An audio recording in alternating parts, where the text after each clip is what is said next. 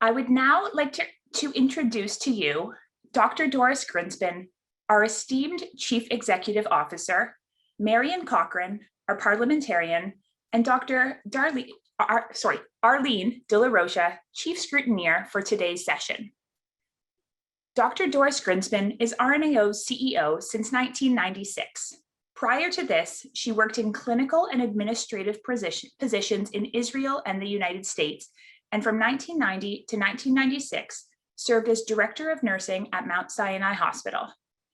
Dr. Grinspun's values-driven, evidence-informed, and courageous leadership enriches RNAO and the world over, and for this she has received numerous professional and scholarly awards, including the Order of Ontario in 2003, an Honorary Doctor of Laws by the University of Ontario Institute of Technology in 2011, for her eminent career as a visionary, advocate, and tireless champion of excellence in patient care, and for transforming nursing and healthcare practice at the bedside with the introduction of best practice guidelines, the Queen's Diamond Jubilee Medal in 2013, the Lampara Florencia Nightingale by the Colegio de Enfermos de Peru in 2017.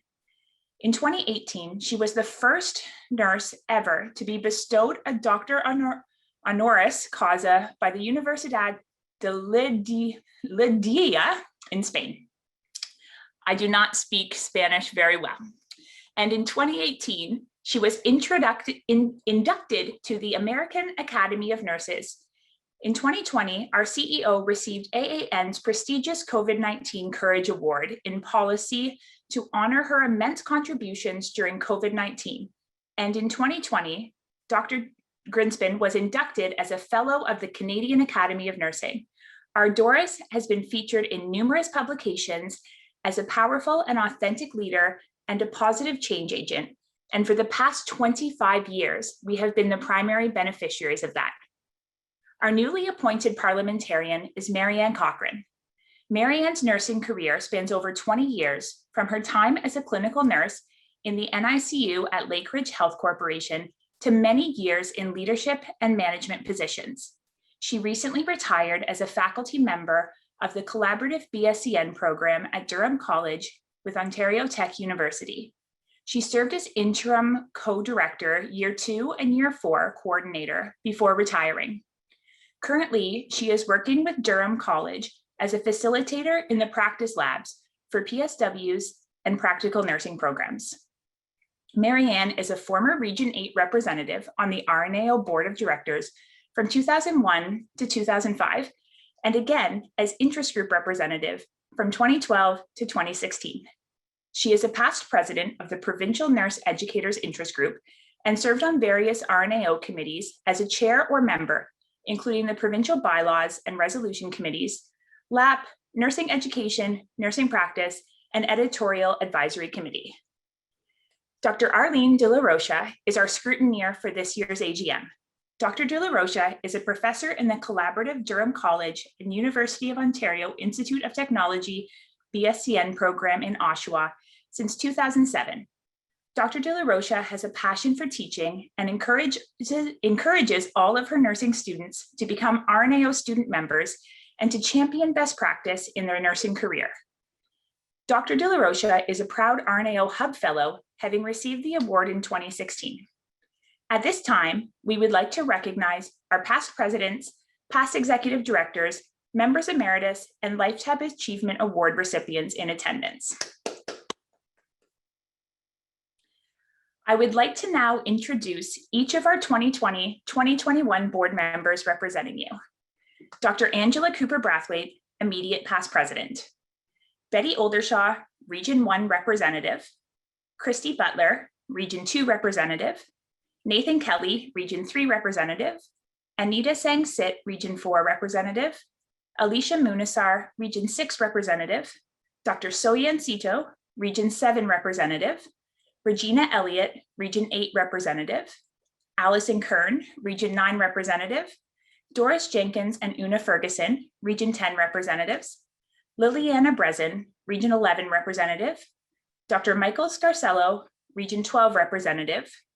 Julie Rubel, interest group representative. Maria Rugg, interest group representative. Rodolfo Lastimosa Jr., Student Representative, and Dr. Doris Grinspun, CEO.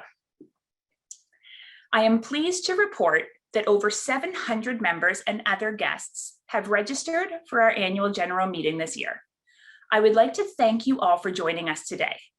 It's inspiring to see that even in the midst of very challenging times, there is vibrant and active engagement of members, and the large attendance explains why RNAO is a driving force in shaping the future of nursing, health, and healthcare in Ontario. The deadline for any new business is this morning at 8:30 a.m.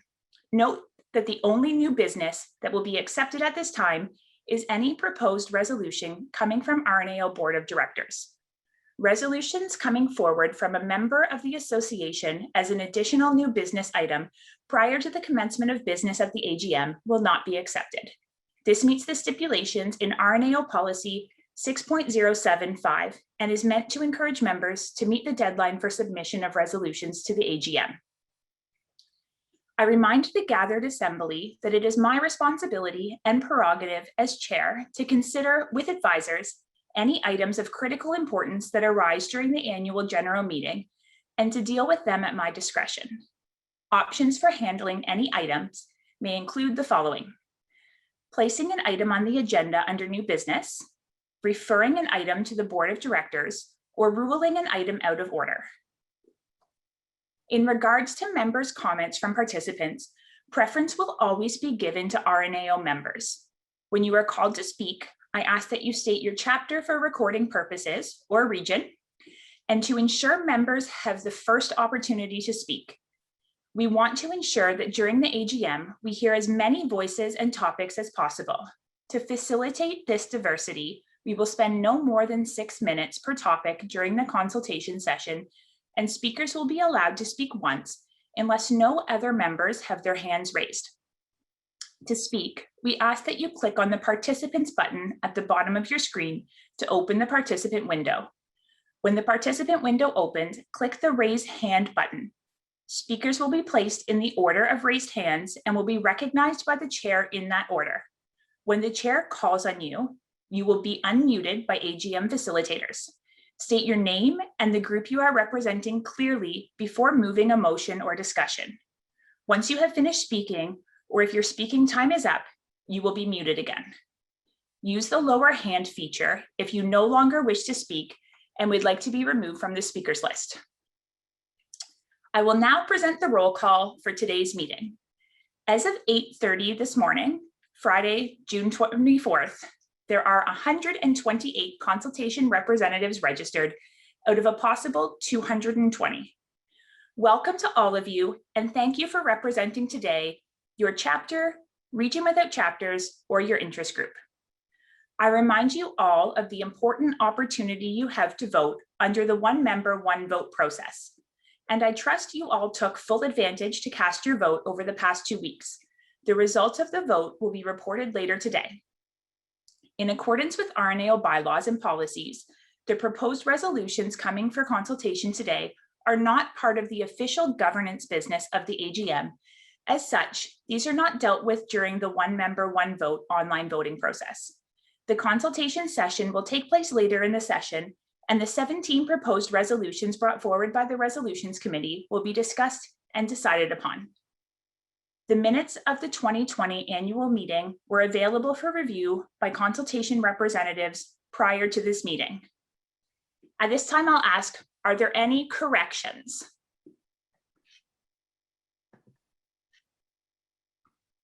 And seeing no hands, is there any discussion?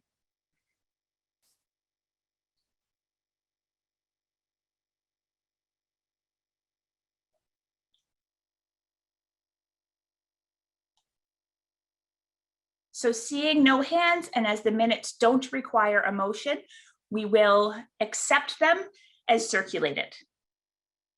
At this time, I would like to ask Dr. Doris Grinspun to present her CEO report to members. Doris?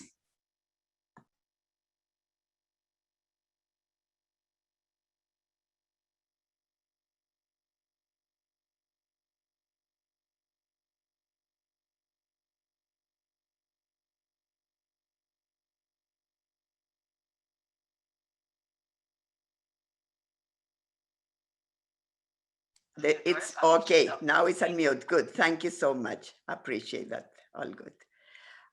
Thank you very much, colleagues. It is an absolute honor to be with you today.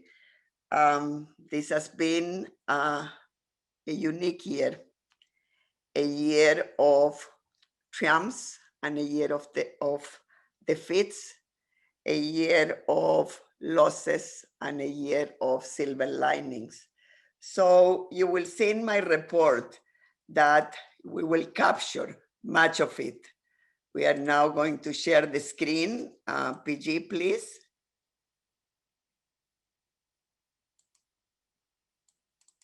PG? Hello? PG? I'm here, Doris. I'm just going to share my screen one moment. Thank you, darling. You will, meanwhile that PG puts the screen, let me share with you that we are going to speak with you about many things that happened this last year. I do not need to tell you who we are. You know that. I'm trying to, here you go. Thank you, PG, very much.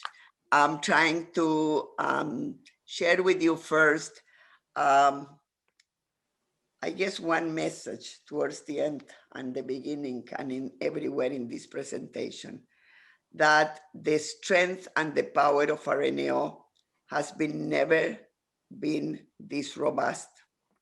And it is that strength and power that, colleagues, we need to use with absolute responsibility. As we do that, we need to use our power to produce the change that we want to see in nursing, in society, and in the world. Yes, we are the professional association for RNs, NPs, and nursing students in Ontario, Canada.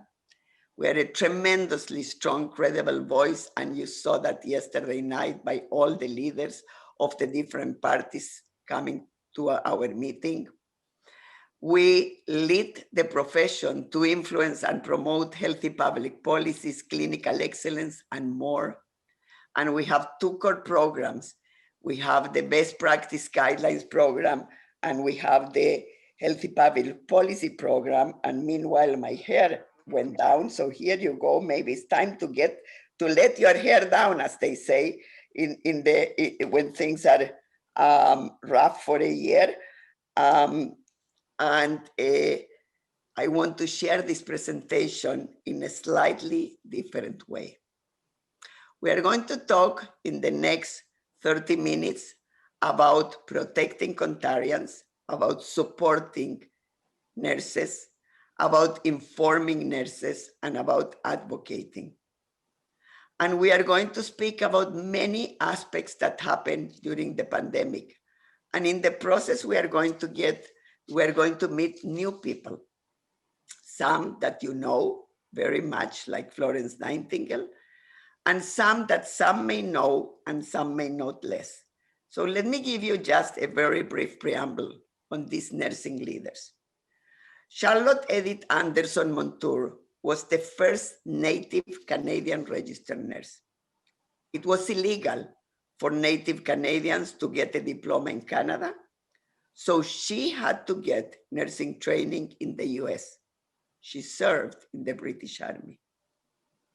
Mary Seacole was a British Jamaican nurse, healer, and businesswoman who worked behind the lines during the Crimean War, healing wounded soldiers. In 2004, she was voted the greatest Black Briton. Harriet Tubman was an American abolitionist and political activist. Born into slavery, Tubman escaped and worked to save enslaved people using the network of anti-slavery activists and safe houses known as the Underground Railroad. Let me begin what happened this year and the role of RNAO. And much like Ms. Tubman protecting people in her time, so did nurses during the pandemic spend their entire 17 months almost protecting Ontarians. And we spent almost 17 months, trying to protect Ontarians and nurses. In fact, we were the first that before even was public and much in the newspapers, because of our connections with our colleagues in China, we spoke about what was called then the Wuhan virus. And you can see that we were in the media very, very early on. And we put in the website and we started the blog much, much earlier than anybody thought that this was going to be serious. And we proceeded through the entire pandemic, ringing the alarm bell on and on and on. Before even offices were closed and we were asked to work from home, we did a press conference at RNAO alerting the public to stay at home, alerting the public to keep social distance, washing their hands, and don't touching your face was at the time, as you remember. And as you remember, was cleaning the surface, which by the way, today we know that that's not what brings the virus to you because it's airborne. We also, during these 17 months, protected nurses and did at most that we could to first speak about PPEs and then speak about the fully vaccinated nurses. And I want to give credit to Amanda Dodge, who actually called me because she had not received her second vaccination and the circumstances of her life and where she worked. It was absolutely essential that we push the issue of full vaccination for all nurses, let alone those like Amanda that works in emergency room and others that work in ICUs. And of course, now we are advocating on saying to people, get your shot, get your shot. Very soon when the pandemic was deemed a pandemic, in fact, the same day that was deemed a pandemic on March 11 of 2020, we launched via NERS, the Health Human Resources Program that actually, as you can see in the screen, protected nursing homes, protected hospitals, protected the system in terms of mobilizing. We served about 300 and change nursing homes before anyone else even had a data system or a sign-on to volunteer yourself. Via NERS was there for both healthcare organizations and for nurses that wanted very much to volunteer. Supporting and encouraging, like Mary Sickle, in supporting and encouraging, RNAO did many, many important activities, but I want to bring your attention to the surveys, 2 of them that were completed and 1 of them that is still open till July 31st, so we hope you will complete it, that will bring the foundation to the Nurses Wellbeing Program that will be expanded and will take us forward for the next year. So please, colleagues, if you haven't completed that survey, do so. In terms of supporting nurses, again, via NERS provided the HR capacity needed in short term for organizations to be able to serve Ontarians. We did webinars for professionals, first in long-term care, then for nurse practitioners, then across the system, 2 webinars a week. And we were joined by the HIP, supporting our colleagues to do the work. Develop protocols and resources with the help of the long-term care coordinators, with the help of the IAVPG program and with policy. Isolate residents to do palliative care, to do mental health, because the directives of the government were being interpreted in many, many different ways. In terms of supporting our colleagues, and Ontarians, we also created Facebook groups. We created the LTC RNAO Facebook group. We created the Emerging Issues group, Tackling Issues Together. And we created the peer-to-peer support on which colleagues could give advice one to another. Supporting also meant cheering up people, inspiring them to know that there would be at some point light at the end of the tunnel. And with that, of course, you remember that we did for many, many months, over a year, the Together We Can Do It campaign that started in actually Spain and Italy. That's where we learned from it. And then it moved to Ontario. And then the rest is history. It moved throughout the country and throughout North America, in fact, also in the US. Maskathon was another opportunity to both reinforce the importance of masks before they were mandatory and to ensure that people would see it as an activity that even children could make. I remember when at the beginning, the media and many others, anti-maskers especially, were, what do you mean children will wear masks? And we said, well, they can tie shoes, they surely can wear a mask. And you can see there our colleagues, including our president and her son, serving as role models to actually do Maskathon. And then on March 11, colleagues, of this year, we needed to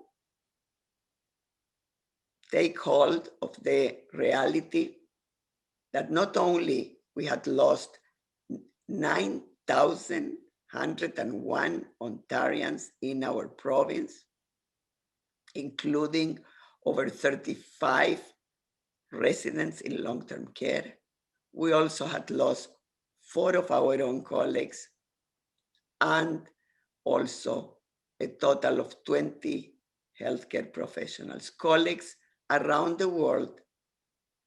150,000 nurses have lost their lives. This is a humongous tragedy worldwide. And so we did a candle for COVID, and we again came together and we said, let's take a moment to remember those whose lives have been lost, for failed policies, whose lives have been failed because COVID in itself is an insidious killing virus, and whose life had been lost for caring for others. Ontarians, all Canadians, all, and also in particular our colleagues. In supporting, we also not only continue to work on our evidence-based guidelines program, and you will see much of it as we speak now, but we also continue to produce new guidelines, same as we produce protocols for COVID, and same as we produce campaigns with Maskathon and with This Is Our Shot and other initiatives where we partner with people, for example, like Jennifer Kwan in the Maskathon, where we partner with epidemiologists like David Fisman on other aspects. Here you go, we continue to do our own work to contribute to the world. We have 49 best practice guidelines, and we have several that have been produced this year, and I will be privileged to share the work of our team with you. Here are the new guidelines, colleagues. And one, of course, that is being released this Saturday, which brings us great, great pleasure and great honor, because not only it will contribute, the 2S LGBT guideline not only will contribute here in Canada, will contribute equally importantly abroad, when in some countries, not only this is illegal, and not only this is discriminated against, and people receive poor care, as you will hear on Saturday, but our own colleagues cannot speak. Our own colleagues cannot be part of change. So this is why not only the guideline is important, but the position statement that the Rainbow Nurses, with the leadership of Dr. Paul Andre Gutierrez, is so very important also, Paul Andre, that it will come together as part of the guideline, inside the guideline. So people in other countries where they are less free to be who we are, to be less free to love, because love is love, can actually see a role model example from an organization and can use it in their own countries. The global VPSO movement continue to grow, and thank you here to our colleagues in the VPSO movement, both abroad and at home, led by Susan McNeil and all the coaches and all the senior managers. And it is critical that you understand that we have different type of VPSOs because we continue to grow in being nimble, in being responsive to others on the areas of need. In this area, we also have the latest, which is the VPSOs OHT. And in the VPSO OHTs, not only we had 4 that we started pre-pandemic and that we continue to work with them during the pandemic, but in the midst of the pandemic, we launched 3 additional VPSOs OHT. So to you, Susan, to Kristen Campbell, to Olivia, to the entire team, kudos, this is amazing. And of course, on the VPG development, to Nafsin and all the VPG developers. You also will see the Leading Change Toolkit. The Leading Change Toolkit is at the door of being released in September. And this is a toolkit that will revolutionize the world. And thank you to that, to our colleague in Ottawa, and of course, to our leading people with us that you will see soon. They're all in the report, so I'm not going to spend more time mentioning every person because we will miss someone. Janet Squires, I meant, and of course, Catherine Wallace, Shelly Ann, and myself as Colita, and an entire panel of experts. In the OHT model, we are focusing on 2 important aspects. We are focusing on the quadruple aim, and we are focusing on the SDGs, which is social determinants of health, environmental determinants of health, and that will anchor that program in a very different way and in a very powerful way. The objective is to optimize patient outcomes through evidence-based practice and robust staff engagement. And watch it.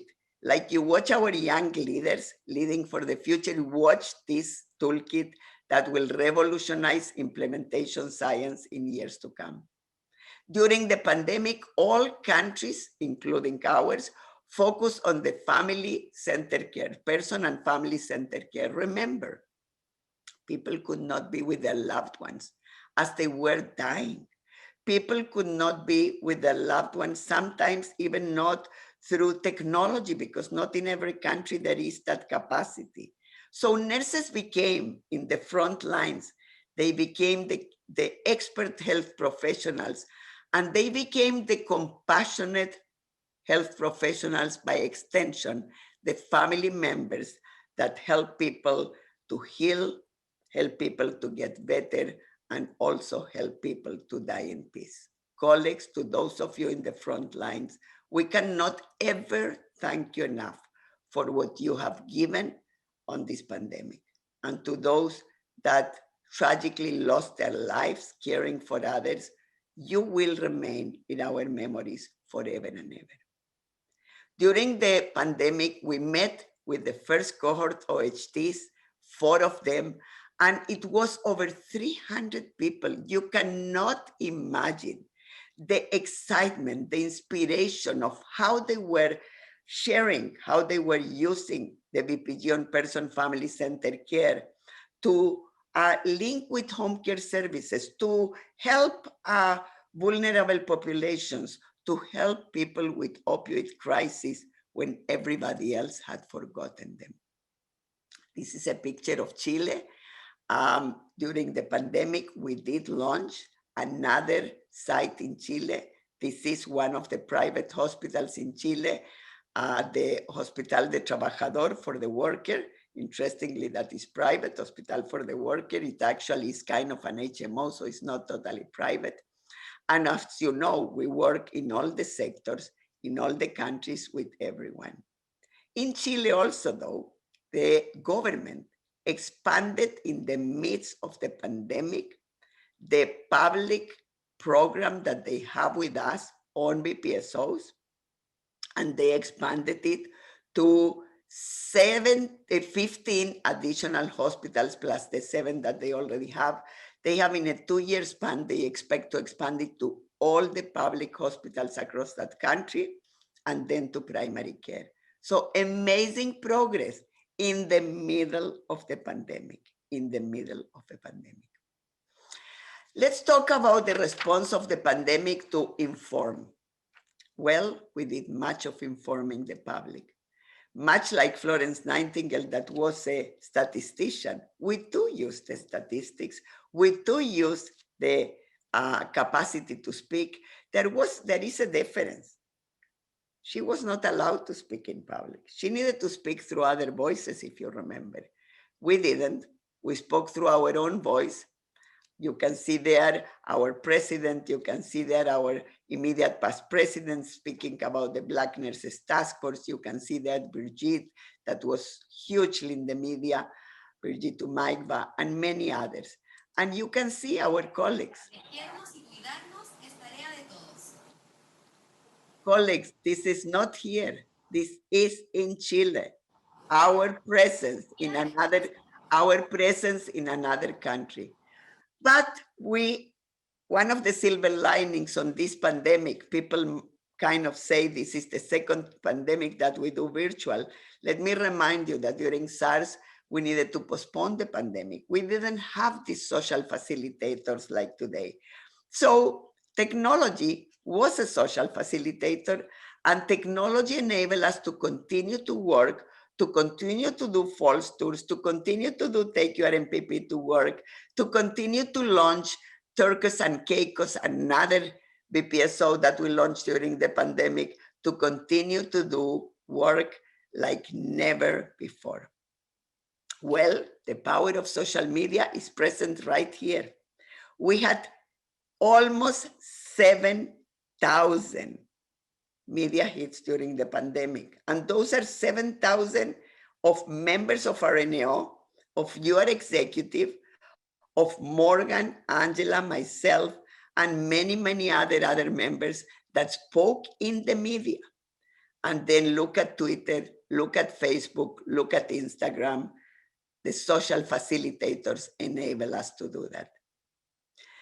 The portal during the pandemic was a key source to inform, and it was launched very quickly. Soon after my blog became this humongous, enormous document, we conceived of the portal, and we worked with IT and communications, and thank you for Marian and her team and Madison, and now Renee. Tremendous work with Lola, Ian, so many of the team members, Mike. I cannot mention all of you, I will never do justice. We now have over 90 staff members, one stronger than the next, and together we are just a powerhouse. The blog became this burden for a while. Every single day, you guys received for many, many months the blog, and then it became twice a week. And then of course now continues to be once a week. And people ask me, will there be a blog in the middle of the AGM? Yes, colleagues, tomorrow you will receive a blog, and if not tomorrow, on Sunday. And the blog deals with many important issues, from issues that we want to push forward to issues that we want to inform people, like vaccination justice, like the welfare and mental health of nurses, and many other aspects that you have seen in the blog.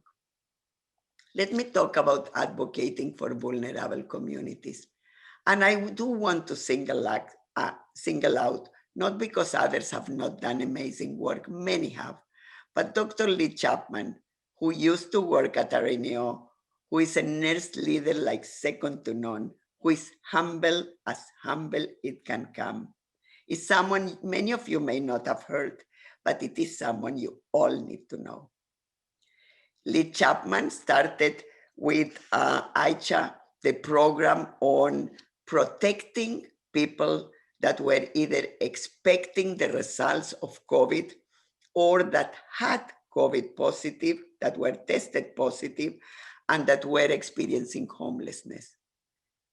We were very, I think, helpful to Lee Chapman and to Aicha for setting this up, but the credit goes completely to the nurses that work with Lee, RNs, RPNs, and Ps, who, Matt Galway, who actually went for 6 months to Aicha, was privileged then to see them in action. And Daniel, thank you to you for helping us set in motion the selection for those nurses and the call, and for the many that volunteered. Thank you, colleagues. Reuniting Families, as the BPG program also, was a combination of partnership between the BPG program and the policy program. I do want to thank my colleague, Dr. Irma Jean Bainok, who was acting director when Matt Galway was away for 6 months. And also I want to thank Heather McConnell, who is the director of the IABPG program, leading that amazing, huge program, for partnering together and working with me and with families. This is the most important piece. The lived experience of families is what informed the Reuniting Families. And I do not to tell you that despite the many areas where we fought with government to do things right, Reuniting Families is one where not only we can take pride and credit, but also we can thank Rana Shannon at the Premier's office, who directly helped moving this agenda forward from the moment she knew that we were pushing to reunite families to seeing that executed. And that is an amazing aspect, because residents were deprived from seeing their families. So we were the first jurisdiction that actually enabled that. And of course, Dr. Nathan Kelly, Dr. Nathan Kelly, no, it's not Kelly. That's our member. Nathan, we will remember the name in a minute. Someone will let me know. And of course, Samir Sinha, that also were pushing, and we progress forward. Similarly, with the report of 35 reports of 20 years, saying we do not need more reports, what we need is results. And that's how the basic care guarantee, which we conceived actually in 2016 in the Mind the Gap report, we had it. Here we reintroduce the basic care guarantee with a different name, only the name is new. And this basic care guarantee that speaks about 20% RN, 25% RPN, and no more than 55% PSWs, as much as they're important, but the mix of regulated staff needs to go up. And also 1 nurse practitioner for 120 residents and 1 RN for IPAC for 120 residents needs to be implemented. And the beauty is that, yes, you will see later on that it was in the report, you will see that it was actually taken up by the commissioner, as you can see. It was implemented by the commissioner. That is exactly what he recommended. Under advocate, I want to recognize the work of my colleagues, Grace Suba, Sabrina Mirali, that is now in mat leave, for the tremendous partnership that you are doing alongside Tania Costa and all of our VPSOs on specific best practice spotlight organizations for indigenous communities. And also on the guidelines under the leadership of NAFSIN, and with the work of Deborah and the work of Amy and the tremendous work that you guys are doing on that guideline that will serve communities in a tremendous way from the expertise of indigenous peoples, because they are the majority. Everybody in that guideline either works with indigenous communities or is from indigenous background. But the work is not done. I cannot finish this presentation without telling you that 255 children on unmarked graves, that the missing and murdered women have yet to be found, that still way too many communities in this country called Canada, there are children that never, ever have tried a glass of tap water like you and I have. Colleagues, all the recommendations of the Truth and Reconciliation need to come to be. And this is why I'm so absolutely emotional about the new interest group of our Indigenous colleagues, as I am, of course, also of the interest group that was just approved by the board 2 days ago of our Black nurses colleagues. You guys will teach us the way for a different future for nursing, first of all, as I try to show with the books that need to change, for our country, and maybe nursing will be the one that will push the agenda alongside our Indigenous communities and become allies, all of us, to really build a better future for our country. I want to tell you about a few new things, because if you think we are done, impossible. I want to tell you about the RNAO.ca that LC and Marianne from IT, the director of IT, Louis Charles Lavallee, and Marianne Zich are leading for RNAO with their teams. And that the first one that we are releasing is the Policy and Political Action website. It is amazing. You must visit it. It really serves to protect, support, inform, and advocate like never before. It is easy to navigate. It is powerful. It allows you to be enticed to visit and to take action. And for that, colleagues, to the entire policy department, because I know, Matt, how hard everybody worked for it. Thank you, thank you, thank you. The Book of Areneo, our story about the BPG program that started in 1999, is there for you to marvel, but it's there for those of you that speak Spanish also. So in 2018, as you remember, the book came in English. This year is the first book of Sigma that they have in another language, and it's in Spanish.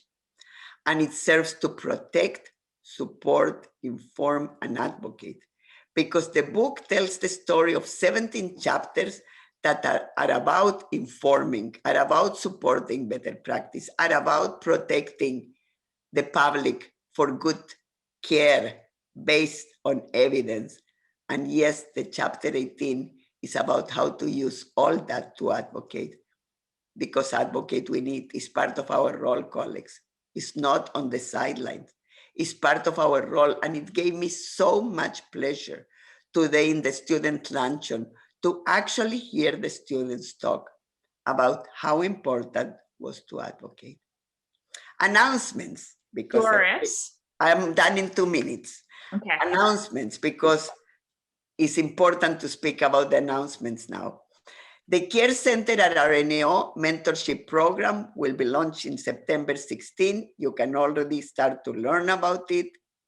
The NP task force, and this is a big announcement, it goes in crescendo, is that today we are announcing the RNAO Nurse Practitioner Research Chair, a chair that will be anchored in RNAO, a chair that we will have one nurse practitioner PhD prepared as a member of the RNAO staff, leading an entire program of research on nurse practitioners with lead nurse practitioners on 6 different areas. And you will see that, you will hear more, and you will be able to apply. And in here, again, the quadruple aim and the social and environmental determinants of health. Colleagues, there is one more announcement, and this is easy and fun, and we will play it for you now.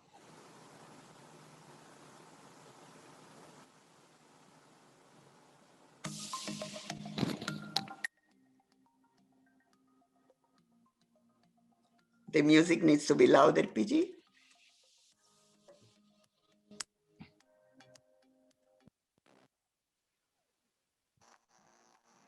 Can't hear the music.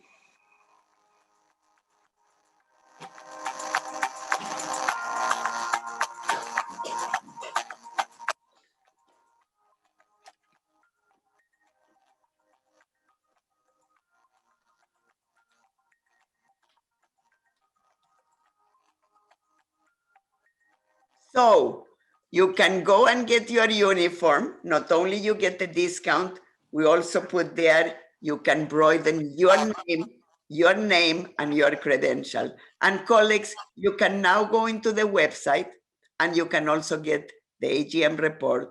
We just now launched it for you. And with that, I want to tell you, thank you. Thank you for helping us in the front lines to protect, support, and inform, and to advocate. Thank you for recognizing that there are many leaders before us that built our future. Charlotte Edith Anderson Montour, Mary Seacole, Harriet Tubman, Florence Nightingale, and many, many others that we are yet to get to know. Thank you for an amazing year of 46,000 RNs and Ps and nursing students working together. Thank you to my amazing, incredible staff, Nancy, Marian, LC, Daniel, Matt, Heather, PG, Ifra, and for all of those that work with your teams for giving us a year of success, a year of triumphs and defeats, a year of losses, and yet a year of many, many silver linings for a brighter future, because we will continue to push the agenda together. Thank you so very much. A privilege to serve you, a privilege to be with you today. Thank you, Morgan. Thank you, Doris, for your powerful report and for the incredible year of accomplishments. Who would have thought that a pandemic would anchor your 25-year anniversary at the helm of RNAO? Thank you, Doris, and congratulations.